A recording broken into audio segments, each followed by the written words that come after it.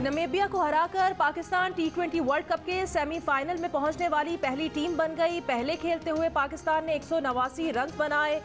कप्तान बाबर आजम ने 49 गेंदों पर 70 रन बनाए। रिजवान 50 गेंदों पर 79 रन बनाकर नॉट आउट रहे। हफीज ने 16 गेंदों पर 32 रन की नाकाबिले शिकस्त इनिंग्स खेली। जवाब में नमीबिया 144 रन ही बना सकी। हसन अली, इमाद वसीम, हारिस रऊफ और शादाब खान ने एक एक विकेट हासिल की।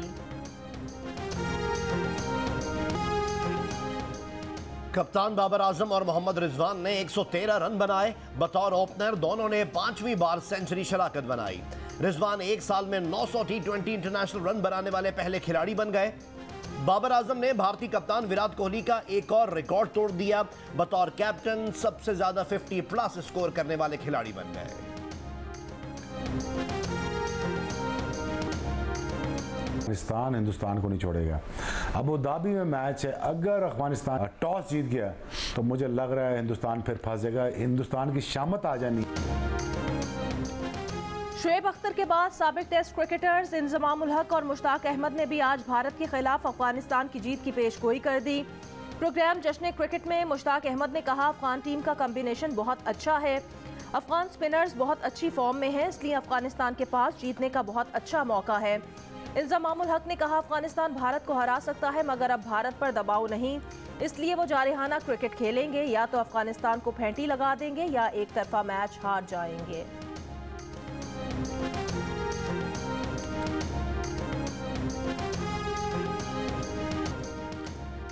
हुकूमत और कलअदम TLP के मुआहदे पर अमल दरामद कराने वाली कमेटी के कन्वीनर अली मोहम्मद खान का कहना है कि 7 से 10 रोज में मुआहदे पर अमल दरामद की सूरत में साद रिजवी की रिहाई समेत दीगर तफसीलात सामने आ जाएंगी।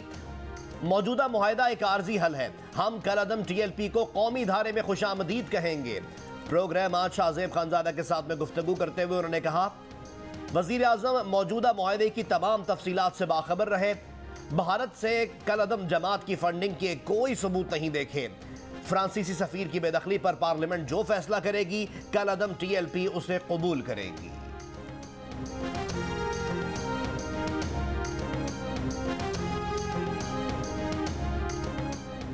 सुन्नी तहरीक कलअदम तहरीक लब्बैक से भी ज्यादा पुरतशद्दुद थी मगर खत्म हो गई। कलअदम TLP का उससे भी जल्द खात्मा हो जाएगा। विफाकी वजीर इत्तलात फवाद चौधरी का बयान, कहा, मजहबी इंतहा पसंद ग्रुपों के पास हुजूम को तशद्दुद के लिए इस्तेमाल करने की सलाहियत तो होती है, लेकिन सियासी मैदान में उनका किरदार हमेशा बहुत महदूद होता है। TLP के साथ इत्तेहाद करने का मतलब दुनिया में पाकिस्तान को तन्हा करना होगा।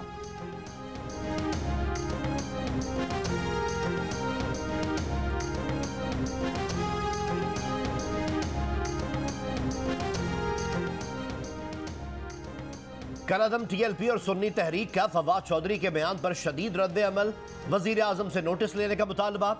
तर्जुमान TLP ने कहा, वजीर आजम देखें कि फवाद चौधरी किसके एजेंडे पर काम कर रहे हैं।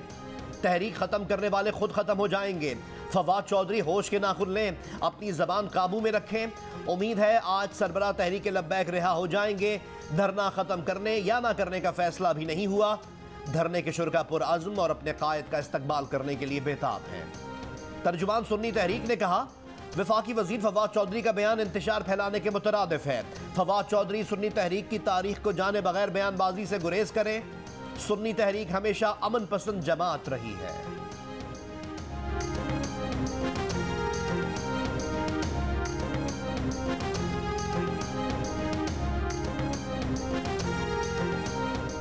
वज़ीर आज़म इमरान खान ने कलअदम तंजीम के मामले पर काबीना अरकान को बात करने से मना कर दिया। काबीना इजलास में बताया कि ये हसास मामला है, स्टीयरिंग कमेटी ही ये मामला देखेगी। मामला खुश असलूबी से हल हो रहे हैं। वज़ीर आज़म ने काबीना इजलास में वज़रा को यक ज़बान होने की हिदायत की है।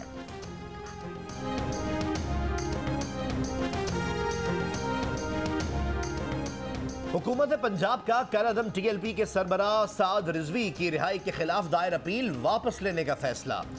हुकूमत और कलअदम तंजीम TLP के दरमियान मुआहदे पर अमल दरामद शुरू कर दिया गया। पंजाब भर में नक्शे अमन के तहत तमाम नजरबंद अफराद को रिहा कर दिया गया। महकमा दाखिला पंजाब ने साद रिजवी पर दर्ज 98 मुकदमात की फहरिस्त भी वफाकी वजारत दाखिला को भिजवा दी। वजारत दाखिला की दहशत गर्दी के मुकदमात खत्म करने से मुताल्लिक वजारत कानून से मुशावरत।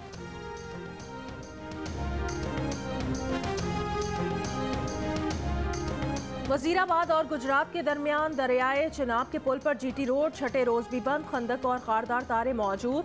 कलअदम टीएलपी के मुजाहिरीन का वजीराबाद पार्क और इससे मुत्तसिल मैदान में क़याम। वजीराबाद में तिजारती मराकज़ खुल गए लेकिन इंटरनेट सर्विस अब तक मुअत्तल। गुजरावाला और गुजरात में गुज़श्ता रोज़ इंटरनेट सर्विस बहाल कर दी गई थी। रावलपिंडी से लाहौर जाने वाली ट्रेनों का रूट और जीटी रोड पर इस्लामाबाद से गुजरात तक ट्रैफिक रवां दवां।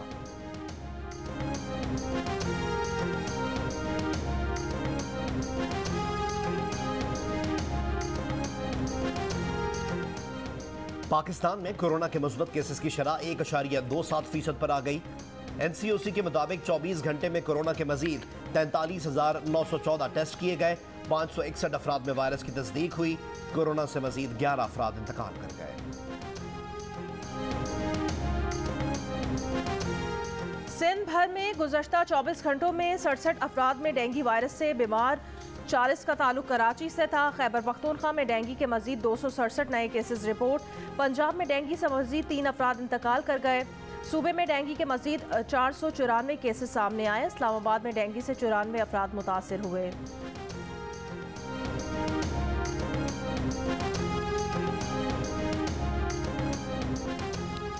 राजदारी खत्म होने के खदशात।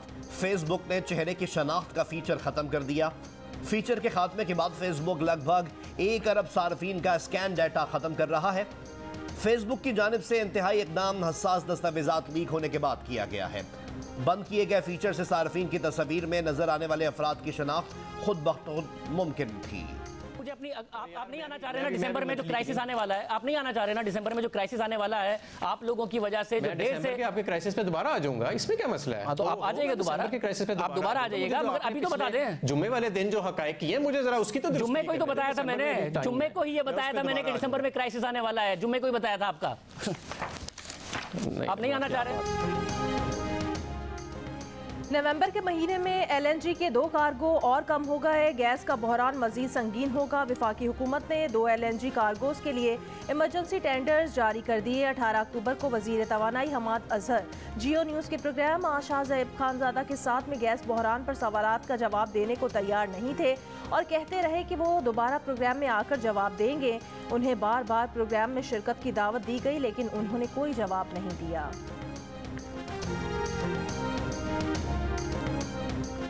वज़ीर आज़म इमरान खान आज कौम से खिताब करेंगे।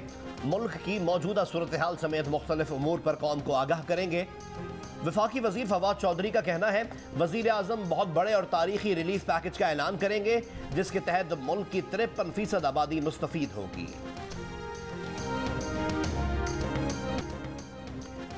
कोयटा शहर में लोकल बस एसोसिएशन ने मुतालबात के हक में हड़ताल कर दी।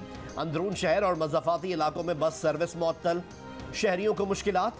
कोयटा में नए रूट परमिट के इजरा पर पाबंदी। पहले से जारी रूट परमिट की तजदीद और मुस्तकिल बस स्टैंड की अलॉटमेंट के मुतालबात।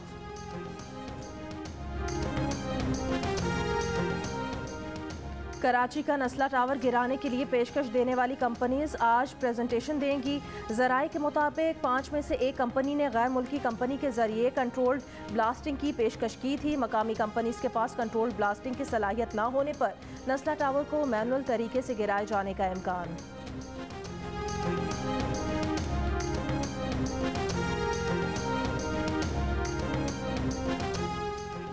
वफाकी काबीना ने एहसास ऑर्डिनेंस 2021 की मंजूरी दे दी। काबीना को ब्रीफिंग दी गई कि खित्ते के दीगर ममालिक के मुकाबले में पाकिस्तान में आटा, चने, दाल, माश, दाल मूंग, टमाटर, प्याज, चिकन और पेट्रोल की कीमतें कम हैं। वफाकी काबीना ने लैंड एक्विजिशन का वफाकी हुकूमत का इख्तियार ख़त्म करने की मंजूरी दे दी। वज़ीर आज़म अब किसी को प्लॉट नहीं दे सकेंगे।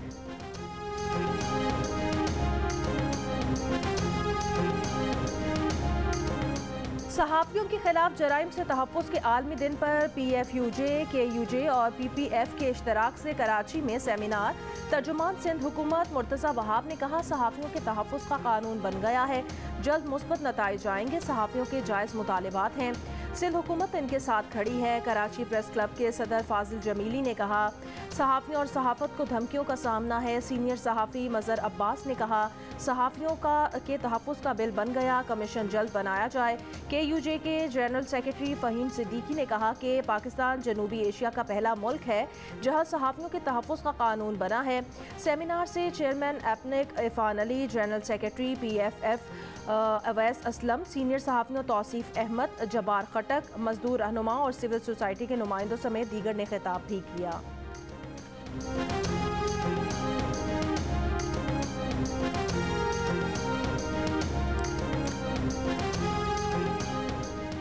नेदरलैंड्स में मौजूद पीपल्स ट्राइब्यूनल का कहना है कि सहाफ़ियों की कानूनी हैसियत को ख़त्म करने का मतलब जमहूरियत को कमज़ोर करना है।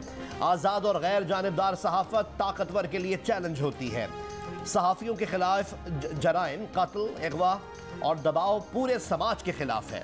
मकबूजा कश्मीर से ताल्लुक़ रखने वाले मल्टी मीडिया सहाफ़ी भाट बुरहान को अवार्ड। वफाकी काबीना ने मोहम्मद असफर अहसन को चेयरमैन बोर्ड ऑफ इन्वेस्टमेंट मुकर्रर करने की मंजूरी दे दी। तकर्री का नोटिफिकेशन जल्द जारी किया जाएगा। Asfar Ahsan institute of financial markets of Pakistan के बोर्ड ऑफ डायरेक्टर्स के रुकन और मार्केटिंग एसोसिएशन पाकिस्तान के नायब सदर हैं। CEO पाकिस्तान स्टील शुजा हसन की मजीद 1 साल तैनाती की मंजूरी। वज़ीर आज़म के मुशीर बराए माहौलियाती तब्दीली मलिक अमीन असलम की स्कॉटलैंड में अमरीकी सदर जो बाइडन से मुलाकात। सोशल मीडिया पर बयान में कहा कि सदर बाइडन से बातचीत करके खुशी हुई। सदर बाइडन ने ग्लोबल मीथेन प्लेज मुआहदे में पाकिस्तान के पहले एशियाई मुल्क की हैसियत से शमूलियत पर वज़ीर आज़म इमरान खान का शुक्रिया अदा किया। अमरीका की रियासत वर्जीनिया में गवर्नर के इंतखाबात, हुक्मरान डेमोक्रेट्स के लिए बड़ा अपसेट। एग्जिट पोल के मुताबिक रिपब्लिकन उम्मीदवार ग्लेन यंकिन को डेमोक्रेट हरीफ टेरी मैकालिफ पर बढ़तरी हासिल। वर्जीनिया के नतायज अगले मिड टर्म इलेक्शन पर पड़ने का इम्कान। न्यू जर्सी में डेमोक्रेट गवर्नर फिल मर्फी की अपोजिशन मजबूत। एग्जिट पोल्स के मुताबिक न्यूयॉर्क शहर में एरिक एडम्स मेयर मुंतखब कर लिए गए।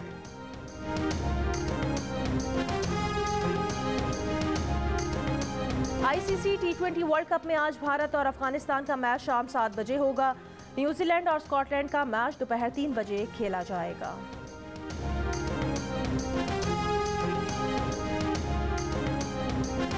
पाकिस्तान की लगातार फतूहात पर शायकीन खुश।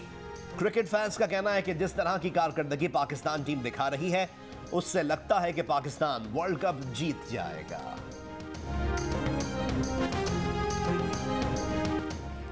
T20 वर्ल्ड कप में जनूबी अफ्रीका ने बांग्लादेश को 6 विकेटों से शिकस्त दे दी। 85 रन का हदफ जनूबी अफ्रीका ने 13.3 ओवर्स में हासिल कर लिया।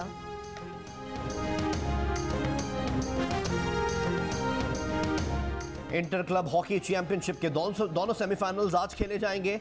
जियो सुपर इन मुकाबलों को बराह रास्त नशर करेगा।